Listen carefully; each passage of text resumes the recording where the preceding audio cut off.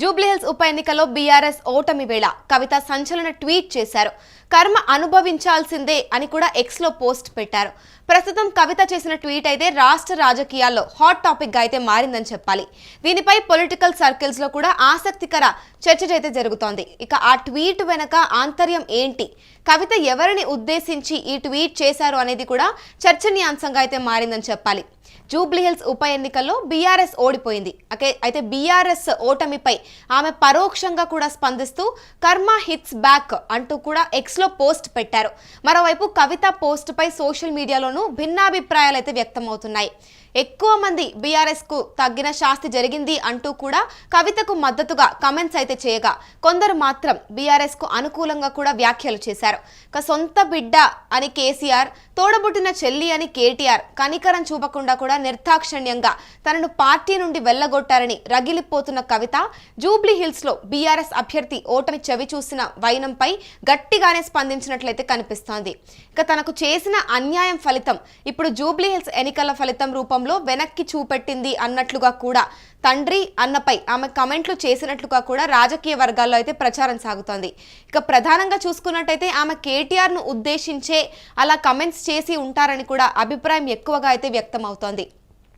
ఏదేమైనప్పటికీ కూడా ఘోర పరాజయంతో సిట్టింగ్ సీట్ కోల్పోయి నిరాశలో ఉన్న సమయంలో కవిత కామెంట్స్ అయితే పుండు మీద కారం చల్లినట్లుగా ఉన్నాయని, ఆడబిడ్డ ఉసురు తగులుతోందంటూ కూడా రాజకీయ ప్రత్యర్థులు గులాబీ పెద్దలపై విమర్శల వర్షం అయితే కురిపిస్తూ ఉన్నారు.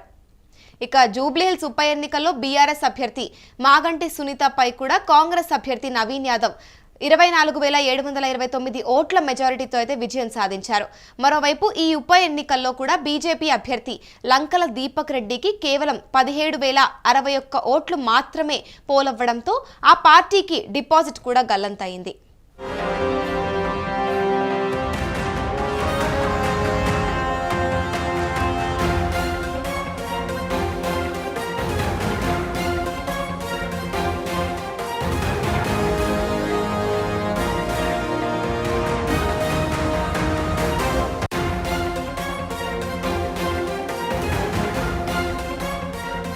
కవిత బీఆర్ఎస్ నుంచి దూరమై ఇప్పుడైతే సొంతంగా జాగృతి తరపునే కార్యక్రమాలు అయితే చేస్తున్నారు.